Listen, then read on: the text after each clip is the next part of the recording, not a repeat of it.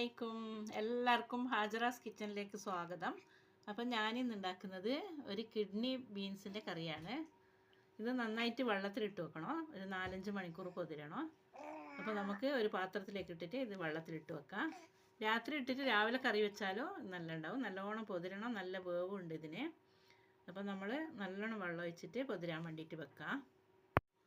ഞാനിപ്പോൾ ഒരു 200 ഗ്രാമോളം എടുത്ത് വെച്ചിട്ടുണ്ട്. ഇതിൽ നിറച്ചും വെള്ളം ഒഴിച്ചിട്ട് നമുക്ക് പൊതിരാൻ വെക്കാം. നല്ല രസമുള്ള കറിയാണിത്. നമ്മൾ ഇറച്ചിയെല്ലാം വെക്കുന്ന പോലെ തന്നെ വെക്കാൻ പറ്റും. അപ്പോൾ ഇതൊരു കുക്കർ അടുപ്പത്ത് വെച്ചിട്ടുണ്ട്. അതിലേക്ക് നമുക്ക് ഒരു വലിയ സ്പൂണ് സൺപ്യൂർ ഓയിൽ ഒഴിക്കുന്നുണ്ട്. നിങ്ങളുടെ അടുത്ത് വെളിച്ചെണ്ണ ആണെന്നെങ്കിൽ വെളിച്ചെണ്ണ ഒഴിക്കാം. ഞാനിപ്പോൾ സൺപ്യൂർ ഓയിലാണ് ഒഴിച്ചിട്ടുള്ളത്. അതിലേക്ക് നമുക്ക് ബിരിയാണിക്കെല്ലാം ഇടുന്ന പോലത്തെ മസാലയാണ് ഇടേണ്ടത്. 2 ഏലത്തരി, 2 പട്ട, 2 കറാമ്പ്, കുറച്ച് വലിയ ജീരകം, ഇത്ര സാധനങ്ങൾ ഇട്ടിട്ടുണ്ട്.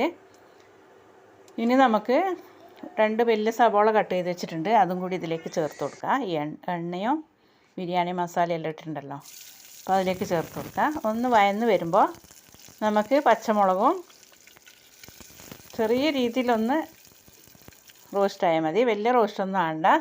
അപ്പോൾ ഇതാ 4 പച്ചമുളക് ഇട്ട് കൊടുത്തിട്ടുണ്ട്. ഒരു 4 അല്ലി വെള്ളുള്ളി കട്ട് ചെയ്തത് ഇട്ട് കൊടുത്തിട്ടുണ്ട്.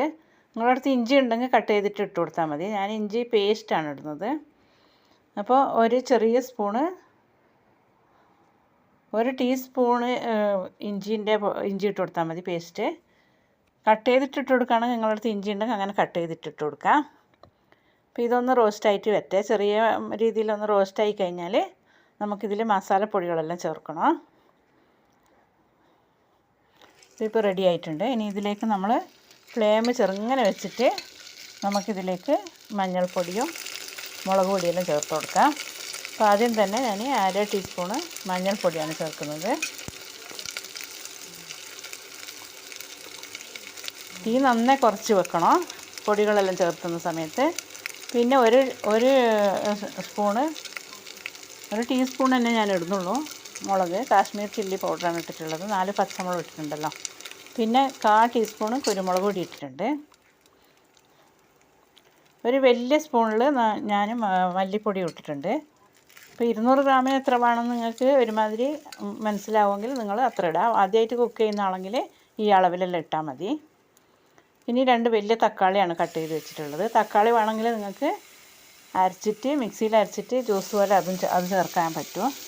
അപ്പോൾ ഇതാ 4-5 മണിക്കൂർ പൊതിർന്ന ബീൻസിൻ്റെ കുരുവാണ് ഞാൻ ഇപ്പോൾ ഇട്ടിട്ടുള്ളത്, കിഡ്നി ബീൻസിൻ്റെ.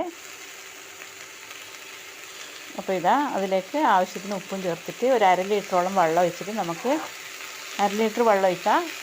എന്നതിന് ശേഷം നമുക്ക്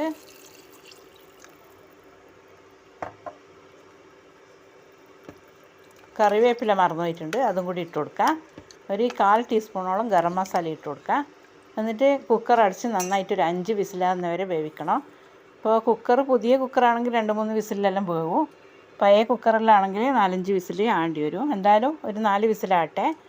അപ്പോൾ നമുക്ക് പെട്ടെന്ന് റെഡിയായി കിട്ടും. നന്നായിട്ട് വെന്താലേ കറി നല്ല ഉണ്ടാവും. അപ്പോൾ ഇതാ